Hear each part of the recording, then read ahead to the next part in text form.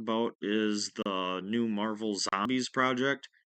Um, Brad Winderbaum just did an interview, well, it might have been a while ago, where he confirmed that there is a second Marvel Zombies project um, being developed at Marvel Studios. Um, Now he said that it has not been officially greenlit, so as of right now, we don't know if it's actually going to be released to the public. They haven't started full on production of it. They're kind of waiting things out. So I would imagine we'll hear more about it this year so that they can release it next year because I'm trying to figure out how I think that would help kill time till Secret Wars, obviously, because there's a lot of blank time in there. Um, like I said before, I'm pretty sure we're supposed to get Daredevil Born Again season 3 next year, so we've got that going on. We just don't have a lot for movies, and especially if they're going to tie the Marvel Zombies into um, appearing on Battle World and Secret Wars, it would make sense again. But yeah, so one of the key things with this project is Winterbaum calls it a second Marvel Zombies project. He doesn't really call it Marvel Zombies Season 2. So it kind of sounds like they're going to take it in a different direction. But at the same time, when he was talking about this, he was talking about uh, basically the cast of the first or Marvel Zombies and how there was stuff set up in that. So I'm not sure what direction they'd go where it isn't a just season 2, but it's still gonna pay off everything. Obviously, uh, the end kind of established that Riri was alive. I've seen some YouTubers claiming that she died and she's in the afterlife and she somehow hacked through the hex to talk to Kamala, but I'm pretty sure there were a bunch of clues in the first episode that Riri survived because one, we don't see her die. Two, she injected herself and she says something along the lines of, "This isn't the way I wanted to test this," and she injects herself with something. So I'm guessing it was a anti-zombification serum thing to prevent her from turning if she was bit.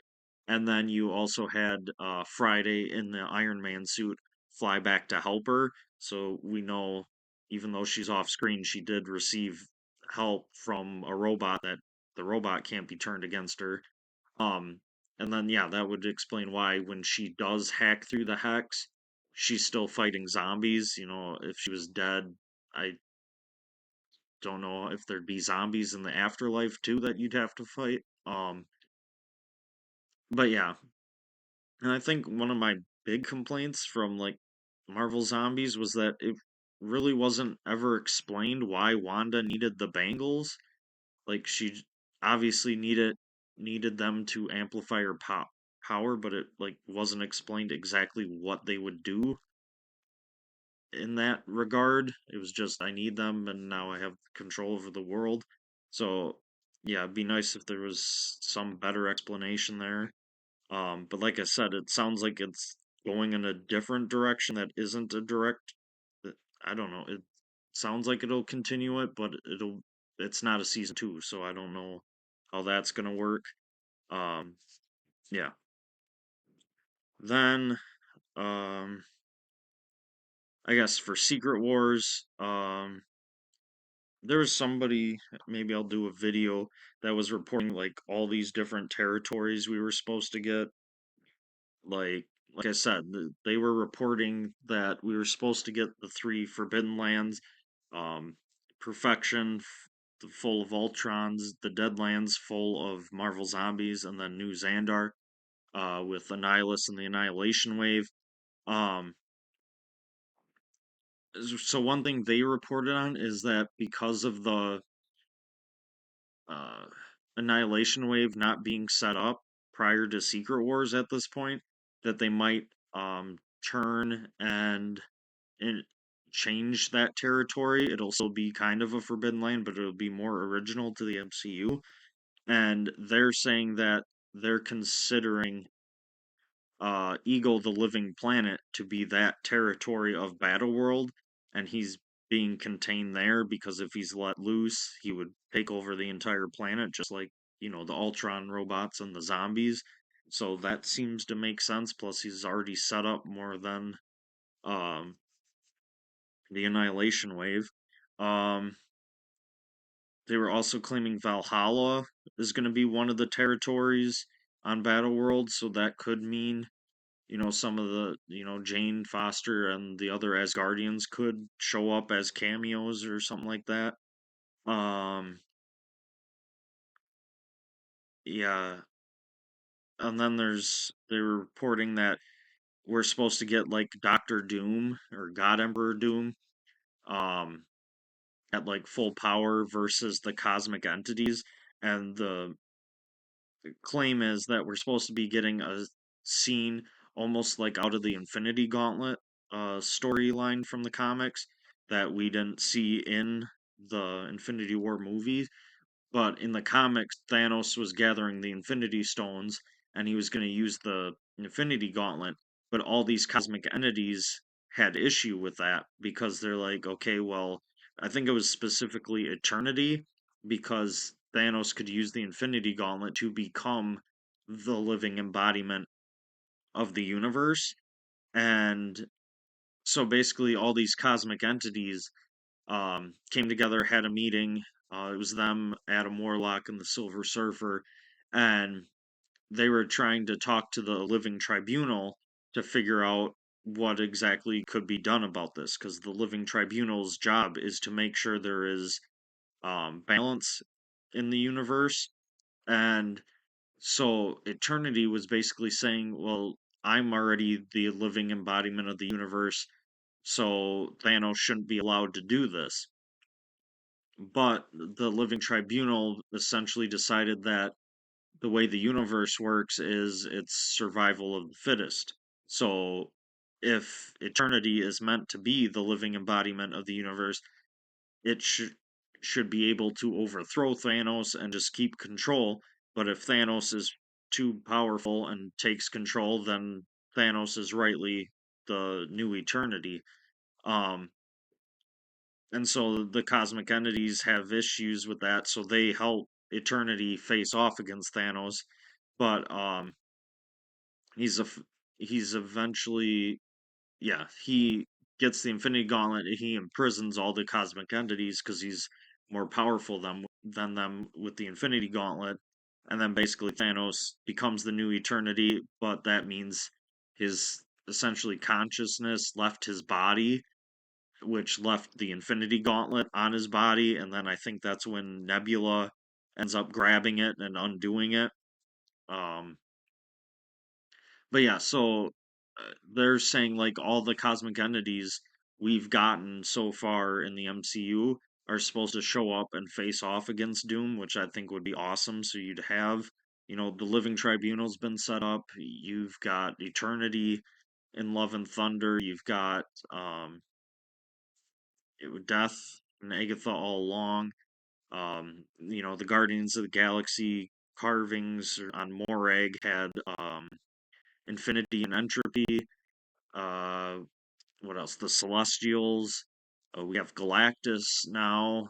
Um, and then there was that Hall of Gods. Forget what that was called in Love and Thunder.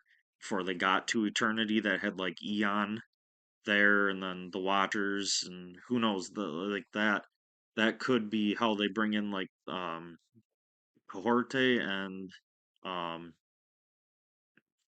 I'm drawing a blank. Howard and Darcy's daughter. Um, and Storm that were the exiles in the third season of What If that essentially became Watchers and cosmic entities. That's how they could possibly come back. Um, but yeah, that'd be cool to actually see all those cosmic entities together to really show who all the cosmic entities are. And I think that's just one of those awesome scenes that we just haven't gotten from the comics that makes sense that we could actually get it now. Um, yeah. Um, just check my notes. Um,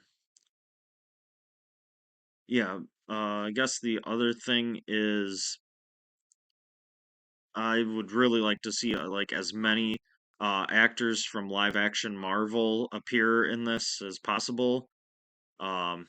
Like I said, if we get Nicolas Cage as his Ghost Rider, could get people from like Legion, The Gifted, uh, Japanese Spider-Man, the original live action TV series Spider-Man. I think there were like two movie versions of Captain America. Um, I kind of hate to say it this way, but doing live action, people obviously get old and everything, and they won't be around forever. So, and from what I've seen, like we have almost every single star from Marvel projects alive right now. Um, so I say right now is the best time to do it. Like otherwise you're gonna keep putting it off and then you never do anything with the multiverse. Um, but yeah, and that's kind of why I was a little disappointed with First Steps. I mean, they have those cameos of the 1994 Fantastic Four cast members appearing as power workers and news anchors. I was really hoping they could have held off for like Secret Wars, and then we got like the Council of Reeds, so we'd have the 828 Reed, and he could meet the early 2000s Fox Reed and the 1994 Reed and the 2015 Reed. Um, so I think that would be cool if they could have done that. I don't know if those cameos necessarily mean they're off the table for coming back, but now obviously the actor who played Ben Grimm can actually be in the suit or CGI'd or whatever, and then they can be in their Fantastic Four suits, so it won't be like oh wait, they were already cameos sort of a thing. So, um, then I guess talking about that, um, is there have been people trying to promote the idea that Miles Teller, who was the 2015 Mr. Fantastic, should come back in Secret Wars, but as the Maker. I think that would be interesting, and it kind of gives it the original movie a twist. And then they also wanted, I forget the actor's name. Um, that was in Universal's Hulk movie could return and be the Maestro Hulk, who in the comics ruled over Greenland, which was a territory of Battleworld where basically all the Hulks, or most of the Hulks, were placed. And that's in theory where that concept art is from, where you have Hulk, She Hulk, and seemingly Scar, and then there's like Skull or Hulk's in the background. So maybe that's a clue that we're getting Maestro. Um, yeah, and I've seen some weird theories because if you look, that concept art seems to show that Scar is shot with an arrow, and I've seen tons of theories about who shot him. Um, yeah, I think one of the craziest ones was that some people were saying it was I don't remember his name from he was an archer in the Wolverine, the movie where Wolverine went to Japan.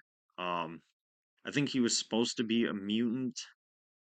See, I remember that part about his character, but I can't remember his name. But yeah, he wasn't a mutant or that they showed in the Wolverine, but his character was also referenced in, I think, The Last Stand, in some files as a mutant. But yeah, I've seen that, and obviously people think it's Hawkeye.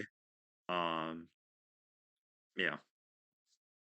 Um, but yeah, then that movie pretty much leads into the reboot.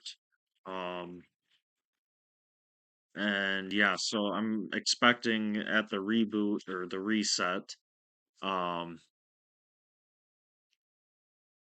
obviously Feige already said we're supposed to be getting like a singular timeline moving forward. So that's kind of the interesting thing is what does that mean to the multiverse? Like, does that mean we're not getting any multiversal movies, you know, for a long time? Or, like, what exactly is going on? Because, like, I was talking about before, like, what would that imply for, like, the Spider-Verse movies if that franchise keeps going? Like, how do you say that it's connected to the MCU? Because obviously that movie references, Tobey Maguire, Andrew Garfield, and then what, the Venom verse, the first Venom movie kind of had a tie-in at the end, kind of just a post-credit promo scene, but it kind of tied in canonically because it says "Meanwhile in another universe." Um, you have all those connections, so it's kind of connected right now. So when the collapse of the multiverse, imply that that universe could be over, unless again Marvel and Sony are working close together and they figure something out there to help tell the future Spider-Verse stories where the multiverse isn't a big thing. I don't know. Um, but yeah, and then I'm expecting, a lot of recasts because there have been a lot of actors um that have said they're done or have kind of hinted. I know Michael Douglas, he said he was pitching ideas how to kill Hank Pym off back in Quantumania. So I'm expecting him to be done.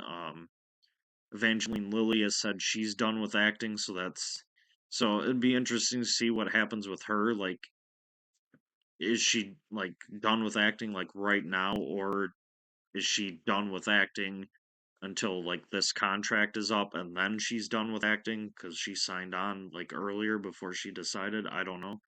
But so we need a new um Hope, and um I forget who else. Um Obviously tied into the multiverse thing, like, are we gonna ever see a new Kang? I know there are a lot of people that want Kang back and just a better story told with them. And I agree. But we'll have to see about that. Um, yeah, and then that reboot also. Um, yeah, and I think Anthony Hopkins has said he is done with Odin. That he didn't like playing Odin. So, but obviously he died. But with the reboot happening, you could get a recast there. Um, but some of the story elements that I've seen people talk about is like they want AIM rebooted because the AIM we got wasn't that comic accurate, and we even got concept art I think for Quantumania um that had AIM scientists in their comic accurate yellow suit, and that got a lot of people hyped. But then it was explained that that concept art was really a more of a concept than an actual thing that was going to be in the movie, just to get an idea across, which is unfortunate because then you're basically teasing, some comic book accuracy and then not delivering on it. Um, and then I've seen people complain about like the Elders of the Universe. Um, so if you don't know who those are, basically in the comics, they're members of these races that have been around um, since almost the beginning of time. But then, like, every member of each of them are from a different race, and each of their races have died out except for them, so they're the only ones remaining. And basically, they just formed a group, and each one of them does a specific thing that they're known for. And we've only gotten kind of what, two, and then an honorary one in the MCU. The Collector is an Elder of the Universe in the comics, and the Grand Master is an Elder. And then uh, Ego the Living Planet is an honorary member in the comics because he was, unique to in the comics. He was. If you don't know, he was a member of a race that lived on the planet, and then there's the cosmic entity, the stranger, was doing like some experiments with supernovas, and he was doing the supernova experiment next to a planet, and the scientists on that planet were like, hey, there's going to be this huge supernova, it's going to basically incinerate the planet. So then they started building bunkers and everything, um to get the entire population underground, and they were like going to close the last door, and it wouldn't close, so they had to run to push a button, but you ran the risk of hitting the button and then whoever hit it wasn't going to make it to the door in time, and that was a scientist named Egros, I think. And so he ran out to hit the button, and of course it was too late. The supernova hits and it merges Egros into the planet, and that's how he becomes Ego, the living planet. And then they basically explain, when he became the planet, he ended up digesting all the rest of the citizens of that planet. So he basically inadvertently ate them all. Um, so they kind of made a deal with him that since he was unique, kind of like they were, that he could be a member, but also he would serve as a meeting place for their group. Um, Yeah, and we really didn't get like the actual group, the Elders, ever established in the MCU. Um, I think in the Guardians of the Galaxy ride at Disneyland, there's actually a picture of the Collector and the Grandmaster hanging out. So, and we just never got a connection between those two in the movies. Um, so yeah, there's really a lack of connectivity there that's comic accurate. Obviously, that wasn't a huge priority, or it got changed. Um, but also, like, people argue that the elders are actually kind of low level cosmic entities with how powerful they are in the comics.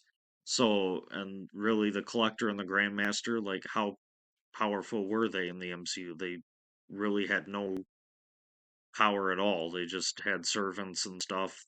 It was more influential power than actual uh, cosmic superhuman levels of power. Um, so yeah, I've seen a lot of people want that done. Um, and something else I found interesting was the people were saying like technically we didn't get the end of Ragnarok because in the Norse myths and the comics, Ragnarok is actually a cycle of life and death, and people were kind of wondering like how were they going to pay that off? Like we already saw the destruction and everything, but then in some iterations of Ragnarok, it's then the gods are reborn later, and we really didn't get that rebirth. So I wonder if they'll tie that into the Secret Wars reboot, as that's the rebirth, especially if we're supposed to get Valhalla as a territory in Battleworld. Um, yeah, so that's just some things. Then, um, oh, and I do have other notes that I saw from Bo DeMayo's thing about um X-Men 97 that I forgot about. So apparently he said in an interview the Spider-Man and Mary Jane cameos, the little that there were at the end of season 1 for X-Men 97, those still had to be approved by Sony. So apparently I think a lot of people were under the impression that Disney was free to do what they want with like the half-hour cartoons and stuff. And so when it comes to that Disney wouldn't have to, they could do what they want. Um but that kind of was hinted at years ago when people were asking about Spider-Man being in What If and why there was such a lack of him. Like he was only in the Marvel Zombies episode, and then he's in Marvel Zombies very little. And well, I guess we did get like Man Spider in towards the end of uh What If season 3. as an alternate reality, like just before the credits of the last episode. Um, but yeah, I think Brad Winderbaum kind of said it was difficult to put Spider-Man in a lot of those stories, and I think a lot of people didn't understand why because they're like, well, Disney should be able to do what they want with it, but according to DeMeo, even those small cameos in these shows still have to be run past Sony. So I thought that was interesting. Also, DeMeo said his original plans, because again, DeMeo was fired from X-Men 97, so he doesn't know how much exactly is going to remain the same from any of that. But he did say he planned on Onslaught being the main villain by the end of season two. And then he said Onslaught, Kitty Pryde, and Age of Apocalypse are like the three most requested um aspects of the X-Men property that he's had people ask him about. Um, and he kind of had some bad news about the Age of Apocalypse storyline because he was working on it. He did confirm that, but he basically said Marvel Studios told him he couldn't move forward with the Age of Apocalypse storyline because apparently Marvel got cold feet when it came to the multiverse after the failure of Quantumania. So they basically told him to pull it and don't do it, but DeMeos he described it and had a bunch of little details, but he said one of the coolest scenes he had made up for that was a basically Rogue One inspired scene where, in Rogue One you have that uh close to final scene of Darth Vader on the ship and he just shows up in the hallway and just starts killing all the rebels. Apparently we were supposed to get basically the evil version of Cyclops showing up as, the Darth Vader figure and he would just start slaughtering members of the Starjammers. So that sounded really cool, but apparently we're not supposed to get that now. Um and then also he revealed it was his intention, I think, by the end of season two, that Sabretooth's father was going to be the president of the United States. Um, so that was pretty interesting. Um, yeah, and I think that's all those notes. But yeah, past Secret Wars, we've got Black Panther 3 confirmed. There's been some rumors that the subtitle is Shadows of Wakanda. Um, So yeah, and then we got the X-Men movie being made. Um, then there's some talk from Brad Winderbaum about the Nova project. Um, and he was kind of asked, you know, where's the Nova project? We can't wait for Richard Rider or um was Sam Alexander and stuff. And so they were kind of fishing around to see which direction it would take because I think originally a lot of people were saying it'd be Richard Rider because he's the original, so you do that.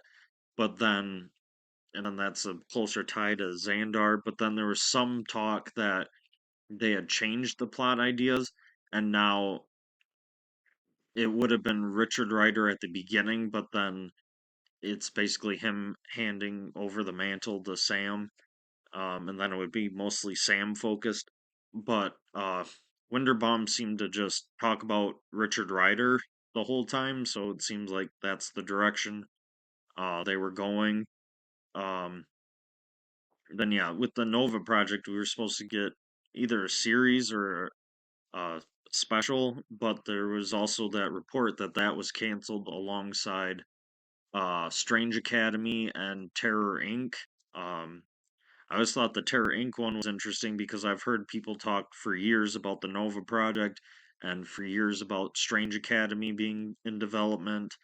Um, but I really never heard anyone talk about the Terror Inc. one, so that was, well, kind of a nice surprise, but then also it was canceled, so couldn't get too excited about that. Then I heard Strange Academy. It was supposed to be Wong, and it was supposed to be like a Marvel version of Harry Potter, basically a school for magic users. Um, but I heard some reports saying that that was canceled in favor of an X-Men school um focused series. Um and yeah, I mean, I think it would be cool if he actually did both. Um cuz one, my worry is, you know, from what I've seen since the Fox acquisition, there have been a lot of people that are just like, "Oh, okay, we'll drop everything and just do X-Men and Fantastic Four." And then I kind of, I mean, I get where they're coming from, but at the same time, I want it to feel like an actual comic accurate universe, and I don't want, Marvel Studios to just basically turn into a second Fox where, especially since they have the rights to do other things, like don't just do here's an X-Men movie, here's an X-Men movie, here's an X-Men movie, here's a Fantastic Four movie, change things up. So it was kind of disappointing that they were getting rid of that, Strange Academy for Mutant One. But at the same time, I thought, well, it'd be interesting if you did like a school rivalry plot, so you could have Strange Academy and then an X-Men thing, and then, duo instead of like, well, they could, because the basketball court's a constant reference in X-Men, the animated series, and the movies. Do a basketball game where no powers used, or you do something in the danger room, and then you can use like magic versus mutant powers. Set that up. Do cover one school, cover the other, and then um, yeah, have a crossover as a sports game or thing like that. I don't know. That was just my idea how to keep them both relevant, and you could have that inter-school rivalry, but then if something bad happens, some villain shows up, then obviously you toss the whole school rivalry aside and you handle the villain. Um, Beyond that, obviously still waiting on Blade. I think last I heard there was some movement on it. Like I can't keep track of it because it was either they made some progress on an actual script, otherwise it was like maybe it was officially taken off their slate of movies. Um, again, going back to Mayo, he was asked to work on it, and he says that he had about 6 usable scripts for Blade, and he doesn't really understand why they didn't go with any of them. Um, and then, yeah, he had some kind of racist allegations going on at Marvel Studios when it came to some of the meetings and stuff. Like, he claimed that he would pitch stuff, and some of the uh, other creatives there would say, "Well, I'm glad you pitched that and not me since you're black." Um, and then he said there was one time where uh, Mahershala uh, called for a meeting, and he was like pitching ideas and everything, and then he said like when the phone call ended, somebody said it sounded like he was talking in hip hop verses or whatever, a rap battle or something. So he said there's been tons of like racist stuff going on behind the scenes when it comes to that movie, so who knows if that's really ever getting made. Ryan Reynolds has said he's again taking a break from solo Deadpool movies, and he's trying to develop a team based movie that features Deadpool. Um, so far, I haven't heard an exact team, but I know there were some people. I don't, was it Daniel RPK was reporting on it? He's a scooper that, and he was reporting that that movie was in development, and he basically, along with that scoop, posted pictures of I think Deadpool, Cable, Storm, maybe someone else. I don't remember. And then I've seen a lot of YouTubers just run with that's the exact team that Reynolds is pitching.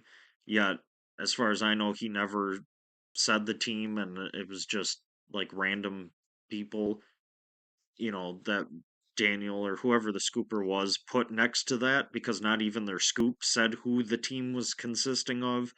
Um, so I think it was just filler images to help, draw attention to it, but nothing was actually said about what characters are part of the team.